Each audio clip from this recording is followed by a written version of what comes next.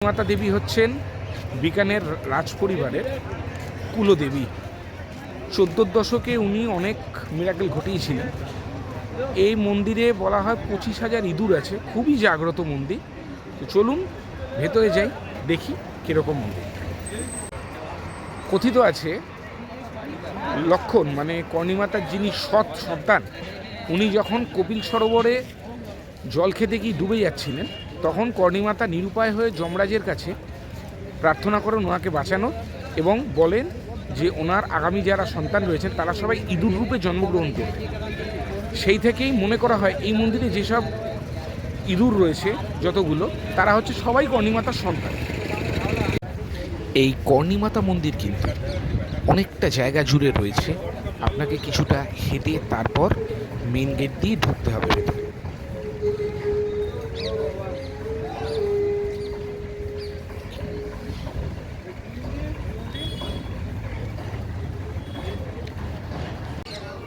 এই মন্দির চত্বরে অনেক দোকান আছে, আপনারা কিন্তু জুতো রেখে যদি পুজো দেবেন মনে করেন তাহলে পুজো দিতে পারেন, সে ব্যবস্থাও রয়েছে। এই হচ্ছে পবিত্র কর্ণিমাতা দেবীর মন্দির।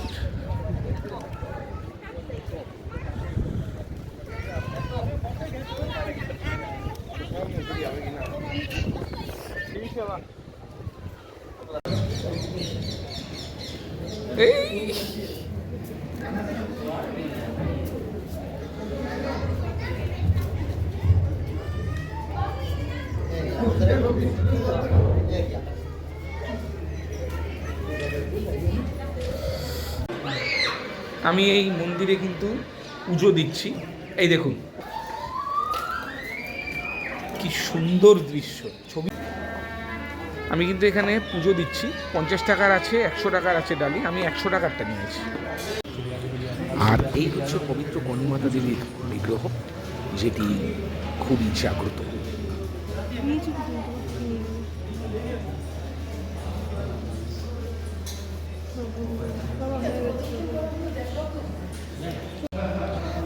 তারপর আমি সারা মন্দিরটা ঘুরে এদের কর্মকাণ্ড দেখছিলাম।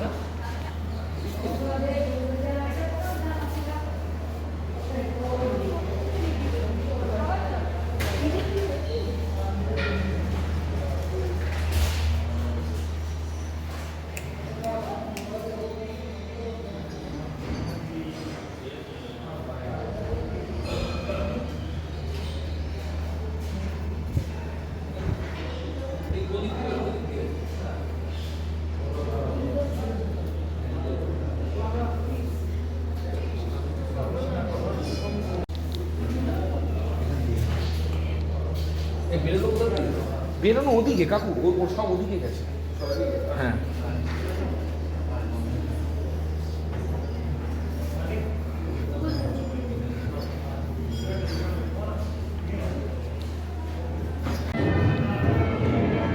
এই মন্দিরে কিন্তু এই ইঁদুরদের খুবই পবিত্র মনে করা হয়।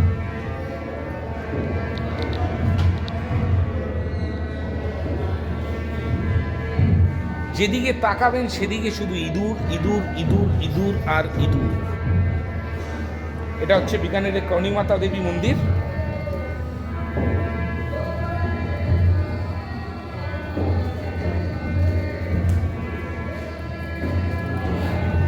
এদের সকলকে কর্ণিমাতা দেবীর সন্তান হিসেবে এখানে মনে করা হয়।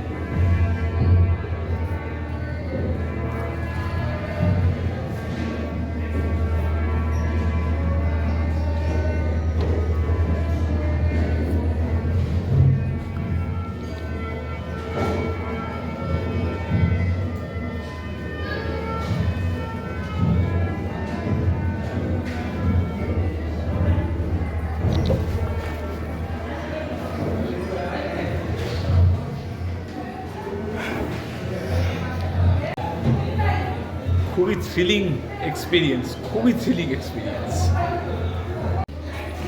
দেখুন এখানে এদের জন্য খাবারের বন্দোবস্ত করা হয়েছে। এটি মন্দিরের গর্ভগৃহের পাশে একটি জায়গায় এভাবে খাবার দেওয়া রয়েছে। এরা এদের ইচ্ছে মতো এসে যখন খুশি এখান থেকে খেয়ে যায়।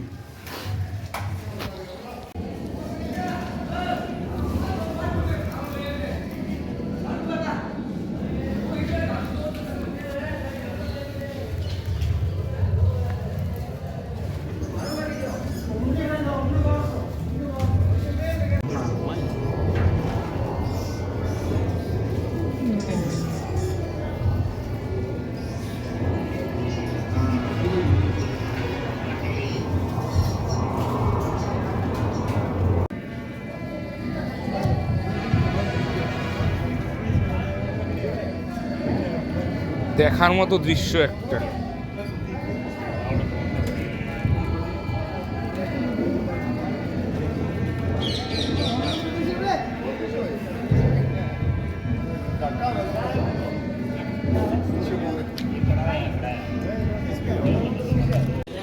আমি আছি এখন কর্ণিমাতা দেবী মন্দিরে।